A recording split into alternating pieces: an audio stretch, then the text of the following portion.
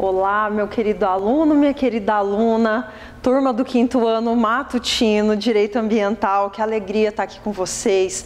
Espero que todos estejam bem, que essa nossa quarentena acabe logo, né, para a gente estar juntos aí presencialmente.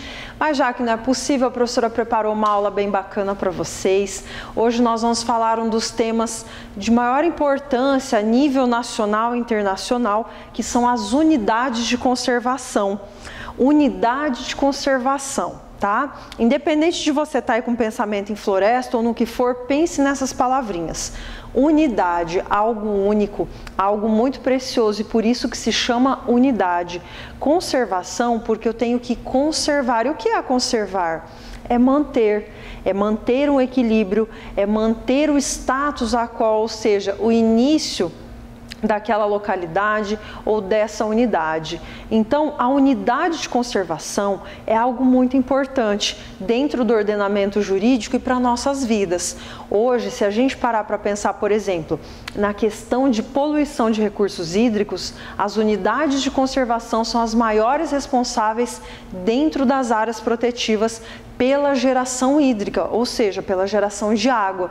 Então, quando a gente ainda vê uma escassez de água, que você não pode lavar a calçada, que você tem que controlar todo o fluxo ali, né? Não só pelo dinheiro, porque nós sabemos que a água tratada ela é cara, mas também pela questão de cuidado ambiental, pela questão de ter o conhecimento que para capturar essa água, para que seja produzida essa água, existe uma cadeia muito complexa e uma cadeia biológica que deve ser equilibrada, porque se perder o equilíbrio, não tem mais a produção de água. Esse é um dos exemplos em que há a contribuição maciça das unidades de conservação.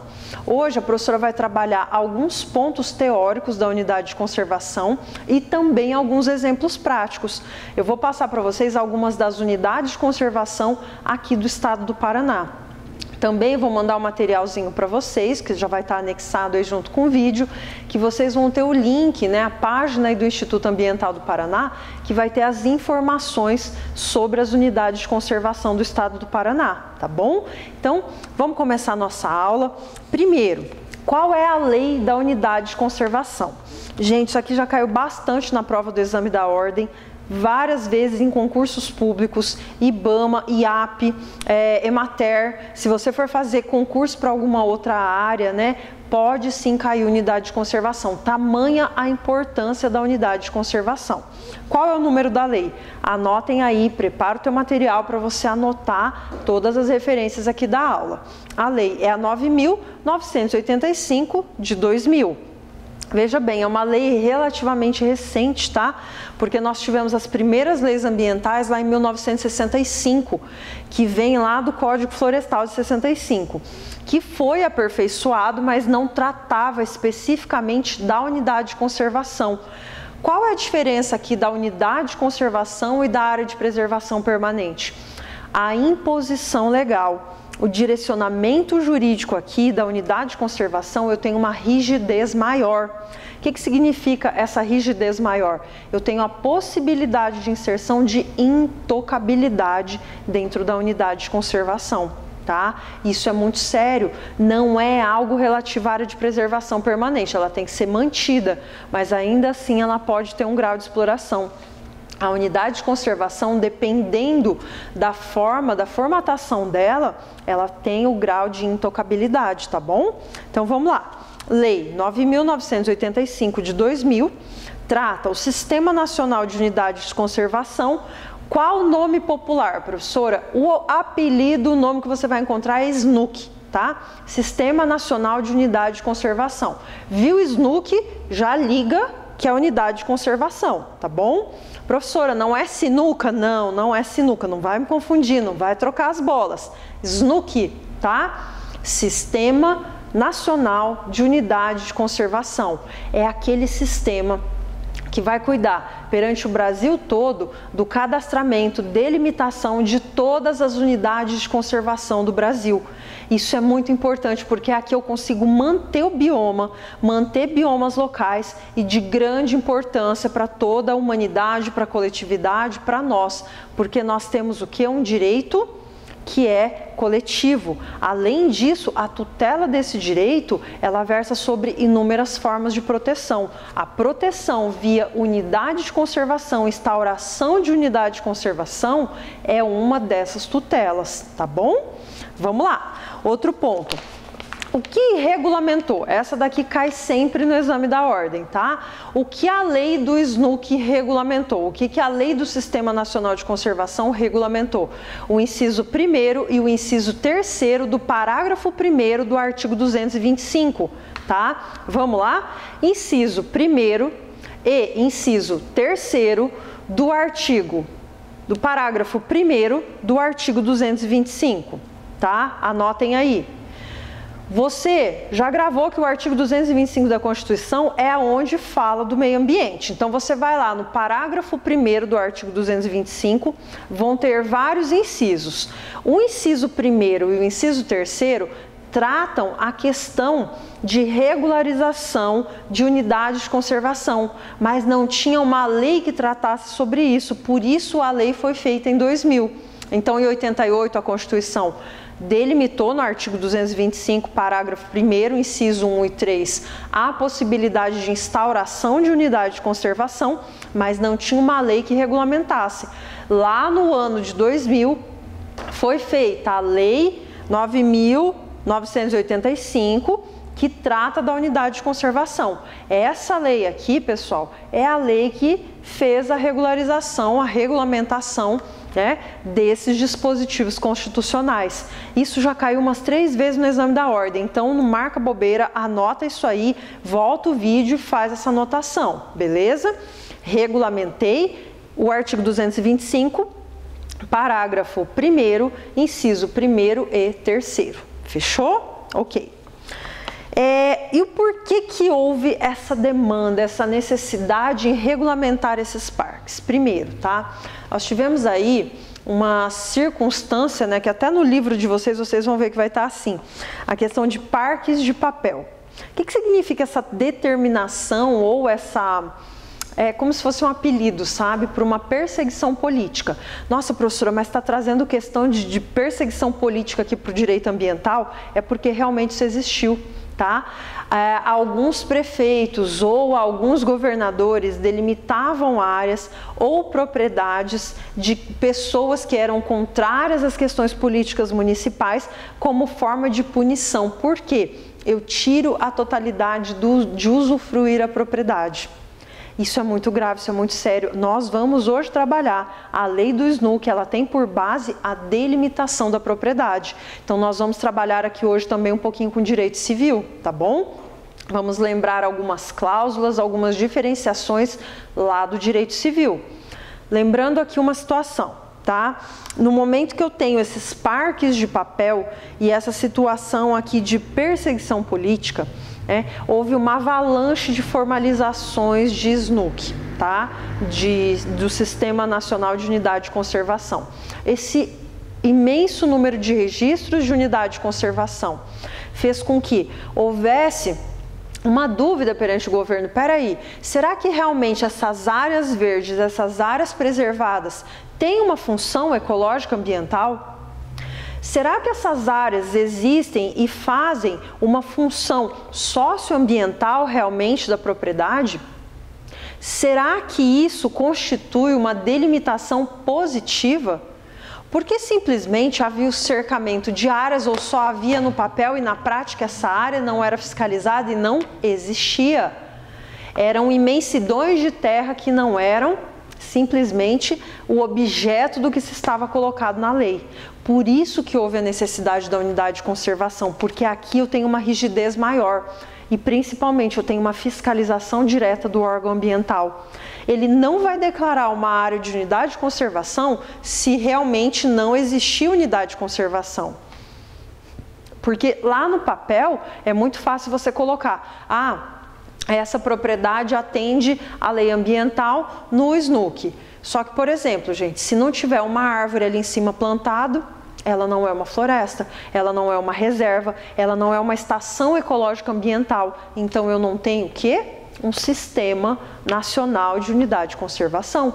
Não adianta ter só no papel, eu tenho que ter isso na prática, eu tenho que evidenciar uma floresta na prática, eu tenho que evidenciar esse sistema real na prática. Então, por isso que foi muito polêmico antes, né, da instituição da lei, porque infelizmente isso existiu.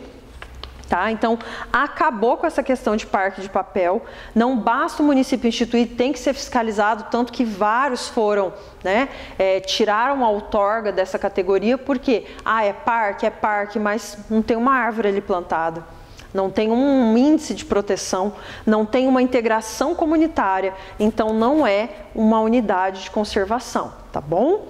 Vamos lá. Também criou-se aqui, né, com essa lei, a possibilidade de uniformizar os espaços ambientais. O que significa essa uniformização? As regras passaram a valer a todo o território nacional. Ah, professora, mas tem município que fala isso, tem estado que fala isso. Por isso que a lei foi feita, para padronizar, para uniformizar esse sistema via nacional. Então, no Brasil todo, se vocês, né, juristas que estão aqui me assistindo, quiserem elaborar uma unidade de conservação para um cliente de vocês, os requisitos estão todos na lei. Basta você seguir a lei para fazer a criação de uma unidade de conservação. E eu vou falar isso aqui também hoje na aula, tá? Então, você vai atender esse cliente, você vai cobrar um custo por isso, você vai fazer esse atendimento.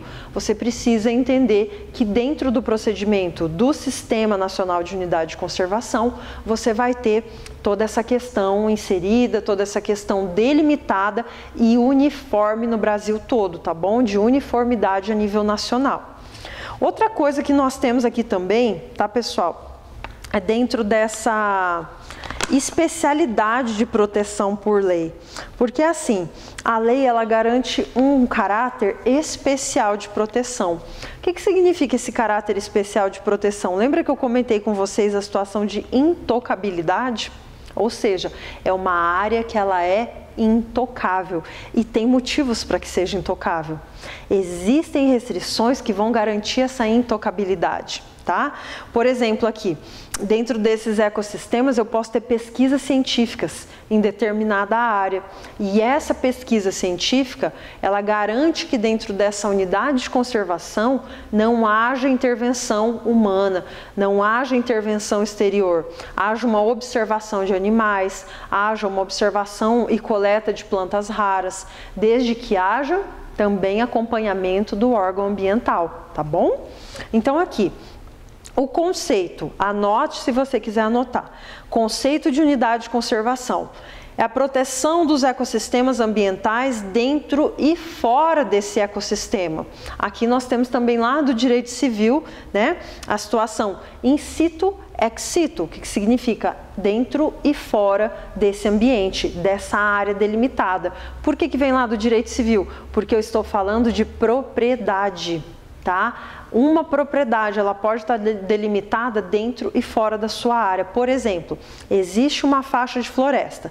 Eu tenho uma fazenda, tá? Vocês do 5º ano A têm outra fazenda. Nossa fazenda é vizinha. Mas a floresta que está na minha propriedade também está na propriedade de vocês.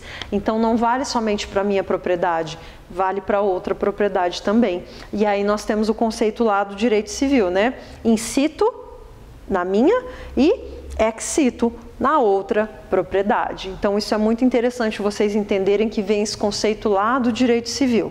Então, aqui também se considera a questão de habitat natural, tá? Por isso que muitas unidades de conservação são na área urbana e também na área rural, para que haja essa integração, para que os mananciais de abastecimento, o corredor da biodiversidade animal possa existir e não gerar complicações, tá bom?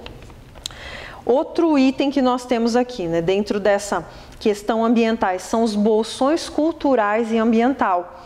Muitas cidades que são patrimônios ecológicos, ambientais e culturais agregam essa sistemática, agregam essa funcionalidade e esse conceito, tá? Por quê? São cidades que integram o meio ambiente cultural e o meio ambiente natural. Dessa forma, nós temos o quê? Nós temos a possibilidade de integração dentro de uma unidade de conservação, tá bom? Parques históricos, parques naturais históricos, caminhos, estradas, isso faz com que haja uma integração, né? A Estrada do Colono é um exemplo, a Estrada da Graciosa, né, que vai de Curitiba até o litoral do Paraná, é um outro exemplo, tá? Manter a biodiversidade, intocabilidade e também o quê? O contexto histórico, porque é uma estrada centenária, né? Então, isso faz com que nós possamos visualizar essas duas vertentes em um ecossistema só, beleza? Demarcação com regime especial de fruição pela relevância ecológica. Vamos lá. Você tem uma propriedade e nessa propriedade existe um grau de relevância ecológica muito grande. Digamos que vocês aí do 5º ano compraram uma fazenda lá na Serra Gaúcha.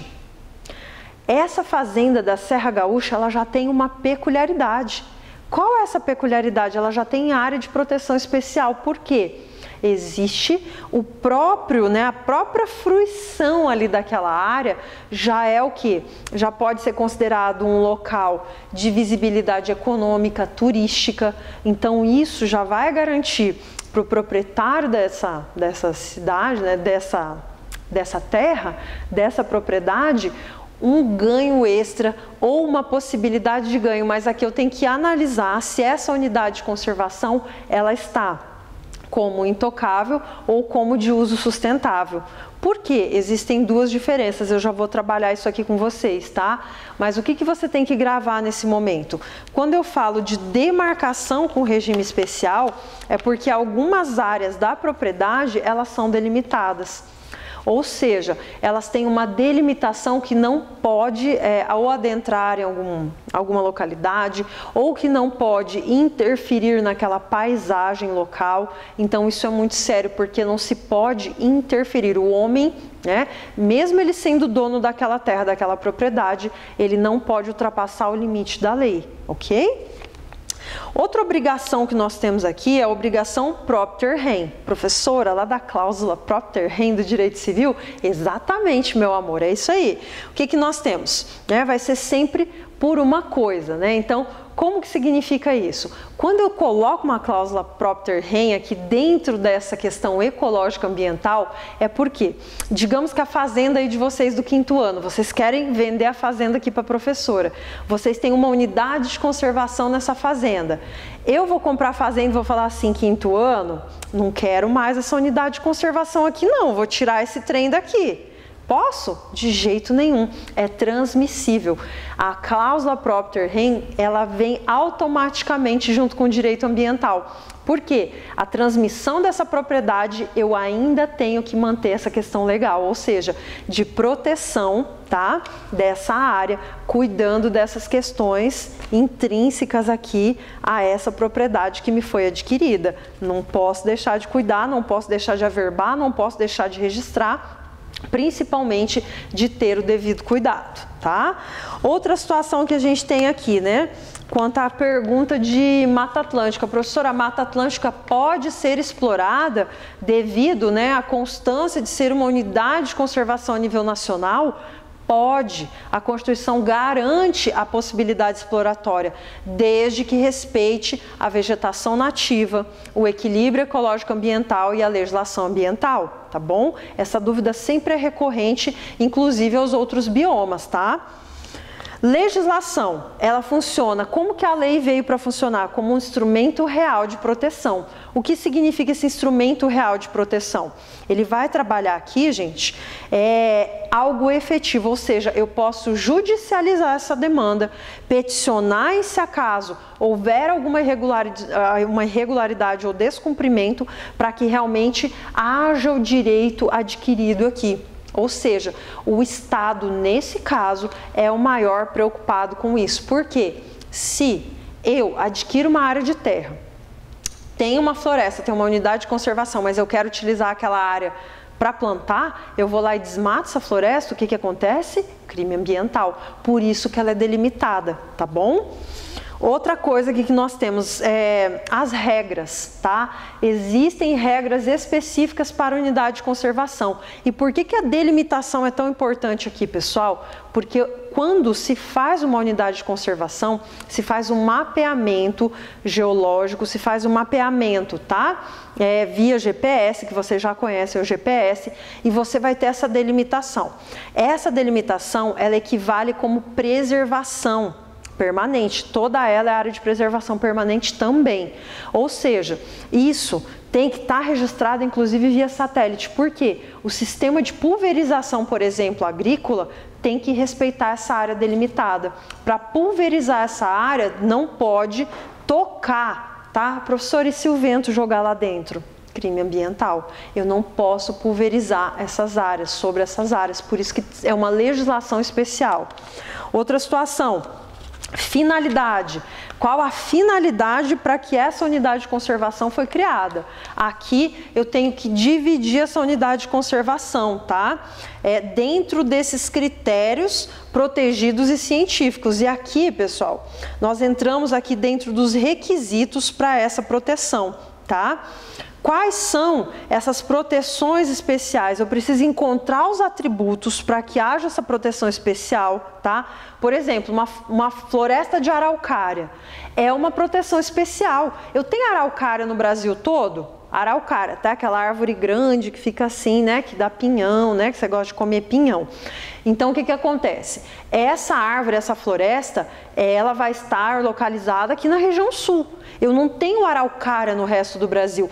Por isso que eu tenho uma unidade de conservação especial. São espécimes especiais, são áreas especiais, são interesses especiais, tá? E tudo isso tem que estar especificado aqui no plano de unidade de conservação. Dentro dessa proteção especial, nós temos os objetivos. Professora, qual o objetivo de se criar uma unidade de conservação? Primeiro objetivo, ó, pesquisa científica. Eu vou ver aquelas plantas se tem alguma função medicamentosa, eu vou verificar se naquela área há uma planta, uma espécie de animal raro, eu vou fazer esse estudo biológico da fauna e da flora, ou seja, pesquisa. Essa é a primeira função que nós temos. A segunda função que nós temos aqui de objetivo, turismo ecológico. Né? Professora, mas eu conheço o Parque do Guartelá aqui no Paraná. Fui lá, escalei, subi no Pico do Agudo, fui não sei o que aqui no Paraná. Essas áreas são unidades de conservação, são parques, são unidades de conservação. Por quê? O turismo ecológico é possível de exploração, é passível de exploração. Eu posso explorar via turismo ecológico. O que eu não posso é agredir a natureza, é cometer um desequilíbrio, é poluir, é degradar, é deixar um saco de lixo no dia que eu fui fazer a visitação. Isso é inadmissível. Porque o turismo ecológico já diz, você é um turista consciente, ecologicamente no mínimo consciente, então você precisa se comportar como um turista ecologicamente correto. E educação ambiental, então são 3 pontos aqui de objetivo. Científico, tá? Turismo ecológico e educação ambiental. A educação ambiental é aquela utilizada como centro de pesquisas, referência, viagens técnicas, e tudo isso vai fazer com que os alunos aprendam sobre aquele conteúdo, tá bom?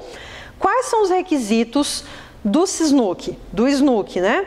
Os requisitos são relevância ecológica, ou seja, a importância que aquele sistema tem, por exemplo, um sistema hidrológico, uma cobertura térmica, tá? Aqui o novo centro de Maringá, por exemplo, tirou a cobertura térmica vegetal, ficou o quê? Cimento, então eu tenho um cânion urbano. Então essa área é uma área que está muito distante de ser ou ter uma unidade de conservação. Por quê? Porque eu transformei o homem, a alteração artificial fez com que aquilo se transformasse em algo totalmente avesso à natureza, tá bom? Outra coisa que nós temos aqui é a qualidade de vida do homem e a garantia da qualidade de vida de toda a humanidade. Porque, por exemplo, no momento que se protege o manancial, essa água vai vir para toda a coletividade. Delimitação territorial, já expliquei para vocês, tá? Que essa delimitação é via georreferenciamento, tem que ser respeitada. Outro item, ato oficial, ela é expedida via ato oficial do poder público. No caso aqui do Paraná, o Instituto Ambiental do Paraná, mas pode ser que outros estados sejam secretarias estaduais de meio ambiente. O órgão fiscaliza, acompanha, delibera e assina esse ato. Sem essa assinatura não existe unidade de conservação. Outro item que nós temos aqui, proteção ao meio ambiente, preservação e proteção. Preservo, mantenho, protejo. Se tiver que replantar, se tiver que recompor, vou fazer essa proteção em todas as formas, em todas as medidas. Regime especial de afetação. Prof, mas afetação lá do direito administrativo? Exato! Essa afetação é a afetação da propriedade privada. Por que que ela é afetada?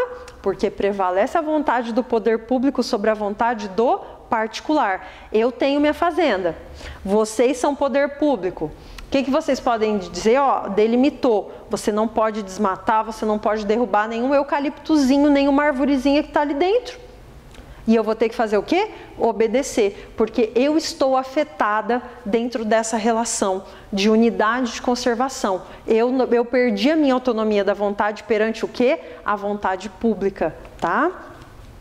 Aqui nós temos também a classificação. Anotem, a classificação cai bastante nas provas de concurso público e no exame da ordem. Classificação da unidade de conservação. Vamos lá. Pública ou privada, ela pode ser pública ou privada, ou seja, gente, domínio público ou domínio privado. O domínio público vai ser via, né, poder público, uma área pública, e o domínio privado vai ser aquele particular que cede como unidade de conservação.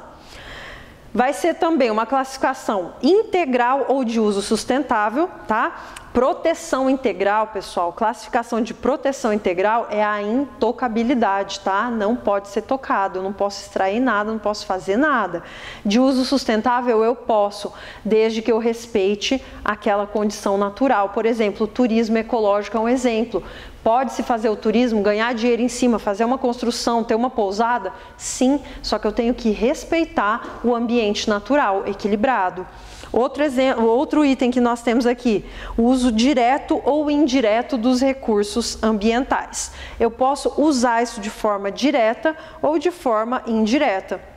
Se você parar para pensar, uma extração, né, por exemplo, ali de frutas, né, da floresta, castanhas, enfim, você vai ter um uso, uma extração sustentável. Você não está impactando, você está utilizando o que tem, mas ela é de forma direta ou indireta. Você beneficia na propriedade ou passa a um terceiro para fazer essa industrialização, tá? Outro item que nós temos, a criação. Professora, eu vou sair da faculdade agora, vou me formar, eu adoro sua aula, eu vou trabalhar só com direito ambiental. Lindo, linda da professora. Criação, como que você cria aqui a unidade de conservação? Primeira coisa, não é fácil. Segunda coisa, você tem que ter um estudo ambiental de toda a área, toda a delimitação, toda a qualidade de árvores, espécimes, fauna, flora, recursos hídricos, você tem que ter todo esse mapeamento de área. Depois que você tem esse mapeamento, você vai verificar o quê? A participação popular por meio de uma audiência pública. Essa audiência pública vai fazer o quê? Mostrar para você a vontade dessa população. E depois disso, depois do estudo, depois da audiência pública, você vai fazer o quê? A limitação geográfica de dimensionamento. Depois de tudo isso, você leva esses documentos ao órgão ambiental e o órgão ambiental vai te dar um parecer positivo em cima desse quesito, tá bom? Para finalizar, pessoal, eu vou falar aqui algumas áreas de unidade de conservação, tá bom? A professora pede para que vocês entrem na página do IAP, do Instituto Ambiental do Paraná, vocês vão ver lá as unidades de conservações, a professora pegou algumas aqui para falar para vocês. Parque Estadual do Monge, daqui do Paraná, tá? Unidade de Conservação do Paraná. Parque Estadual do Marumbi, Parque Estadual de Vila Velha, aquele que tem a taça de pedra, né? Ele é bem conhecido. Parque Estadual do Guartelá, aquele que você já deve ter ido escalar ou quer, né, conhecer o Rio Tibagi. Parque Estadual Mata dos Godói, esse eu não conheço. Parque Estadual João Paulo II, também não. Parque Estadual Lago Azul, que é o de Furnas, tá? Parque Estadual Mata São Francisco, Parque Estadual Rio da Onça, Parque Estadual Ilha do Mel, acho que para Ilha do Mel vocês também já conhecem, né? Parque Estadual Pico do Paraná, Parque Estadual Serra da Baitaca, também não sei onde é, Parque Estadual Vila Velha do Espírito Santo e Parque Estadual do Palmito e Mananciais da Serra. Alguns são mais conhecidos, outros não. Se vocês tiverem interesse, façam uma pesquisa, entrem na página do IAP, aqui não está coloridinho, ó, mas é a página do IAP de unidade de conservação, vai estar dividido para uso sustentável, tá? E para aqui no caso, né, vai estar para uso sustentável e de proteção integral, tá bom? Vocês vão ver essa divisão lá. Eu agradeço vocês pela atenção e nós vamos nos encontrar aí na aula ao vivo que a professora vai fazer o atendimento para vocês. Um beijo!